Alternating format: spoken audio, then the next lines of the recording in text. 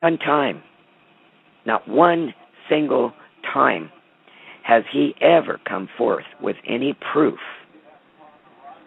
to put where his mouth is on that issue, and especially in regard to me. He claimed I was a Bush 41 plant and on Bush 41's payroll so many times I can't count them. Others claimed the same thing, claimed he had CIA evidence. Well, I made a certain fact public early on because I figured Turner was going to find a way to use it against me one way or the other, and I had no reason to hide it. I was raised after my parents were divorced before I was a year old by my stepfather. I never used the name on my birth certificate. To this day, I have no documents other than my birth certificate in that name because I never used it. And that name was Bush on my birth certificate. I didn't even know my father, but the fact is, I was born a Bush. My guest, Terry, with yet another extension of our RuSA Exposed. Terry, go ahead and take it away. I do believe you said something, you were talking about your birth certificate when we left off. Yeah, the name on my birth certificate is Bush.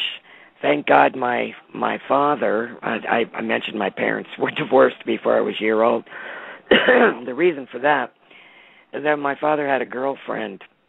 And to this day, I'm very, very happy he did, because my mother was insisting on naming me I'm a Rose Bush, and he insisted on Terry Lynn, because that was the name of his girlfriend. And I shared that story with Turner. I made it public just so that he couldn't use that to link me from that name to Bush 41. Most of us who are students of history, we now know that the Bushes aren't even Bushes. They are Scherfs.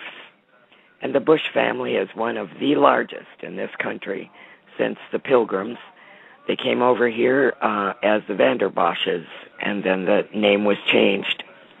So it was an easy family to infiltrate when the Scherfs needed a plausible family tree and alias.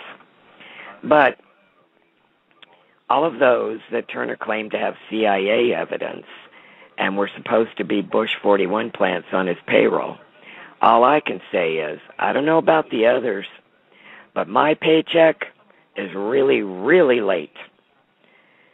Now, another exceedingly alarming statement made by Turner on RBN radio show, one of them, was that we need to keep the 20 million illegal aliens in this country because when he restores jobs to the people, who will pick the crops?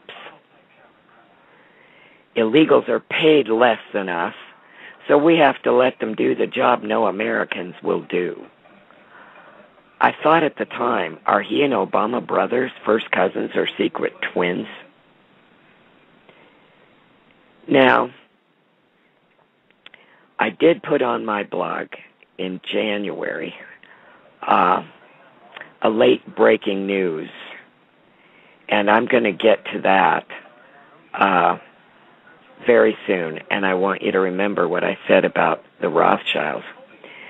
But up to this point, those of us in Georgia, we had already made up our minds. We had no interest in signing those secret documents. We knew enough by then to know that it was not what it appeared to be.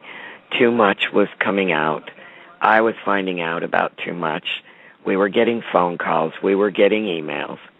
And there were some in our assembly who said they knew Tim personally, and they had a soft spot for him, and they really believed that he was telling the truth or that he was being used or whatever. And so they had announced there was going to be another Atlanta seminar. Turner at the time was still peddling his seminar stuff on administrative processes for which people were going to jail all over the country. But this was planned in Atlanta. And the day before, several days before, a couple of our assembly people, the girl who said that she believed in Turner so much, and one of our senators, not the one who had been involved in that call, but the other one. And he is one of the sweetest men on the planet. I always said he was the love of our group, our glue that held us together. They contacted Turner and arranged for a private meeting at the hotel where the seminar was to take place, so that they could get answers in private, talk to him, ask the hard questions, and find out what was going on from the horse's mouth. Well, the day before the Atlanta thing, that must have been Thursday or Friday, I was on the phone with Billy, and I don't remember what we were discussing. It really had nothing to do with anything, but he was on his landline, and his cell phone rang. And he picked up the cell phone, and, of course, he was on speaker, so I could hear everything that was going on. And somebody on the other end of the line on the cell phone, and I admit I couldn't identify the voice, and I didn't ask Billy who it was speaking. But I heard them tell Billy that the seminar in Atlanta had been canceled because they had gotten information that there was an assassination squad waiting for him in Atlanta. And so they were canceling the seminar. And I'm just listening, and Billy said, "That's an absolute lie. You know that's not true. There is no attempt on Tim's life planned. There never has been, and there isn't now." So let that sink in. By this time, Turner had already claimed, God only knows how many times, that he had been attacked by a de facto SEAL team, and they had all been killed in a shootout. I think it was up in Oregon or somewhere. And there was this attempt on his life all the way back in, I believe it was April or May of 2010. And here's Billy saying to this other person, there is no attempt planned on his life. There never has been. And that's when I knew they had lied about the whole thing. I just put that one away for a while. So the meeting in Atlanta didn't take place. This was at the end of the year. It was in December. We had 2 assembly meetings to vote on whether we wanted to leave the Republic as a state. I didn't leave individually. None of us did.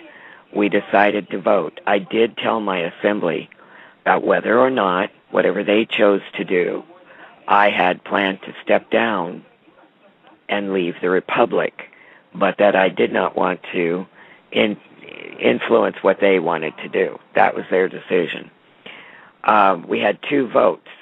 The first one, there were 4 people on the call who couldn't make up their minds. They had been out of town. 2 of them had been out of town for quite a while and had missed everything that had gone on. And they wanted to catch up and then make up their mind. The other 2 were a couple of an older man and his son, and they were very pro-Tim Turner, and they wanted to wait until the next national call and make up their mind. So we postponed. We gave everybody until the end of the month. We would have another vote in the assembly and decide whether or not Georgia would leave as a state. Now, other than those 4 people, there were 4 more who did not attend either of those assembly meetings at all. 2 of them were representatives whom we had caught feeding Turner information of private Georgia business, giving them our call information when we had a Georgia call, and all of a sudden Jim Fitzgerald or Peachy or one of the others would show up on our Georgia call, and we would say, "What are you doing here?" And they would say, "Well, they were invited." And of course they were not. It was none of their business. These were private Georgia business calls. Until one night, one of our senators said, "I'm going to ask this question only once, and I want the truth. Who invited them? Who gave them the call-in information? And don't lie about it." And one of those representatives spoke up and he said, well, it was me. Robert and I did it. And we said, why would you do that? And we had tried very hard on a number of occasions to convince these two that they did not work for Turner. They were not elected to the national level of government. They were Georgia representatives, and they worked for the state of Georgia, and their loyalty was to the people of Georgia. But they continued on feeding Turner information. And the answer to the question was, well, we found out you had a call without us, and you didn't invite us, so how does it feel? We had a call without them, but it wasn't a Georgia call.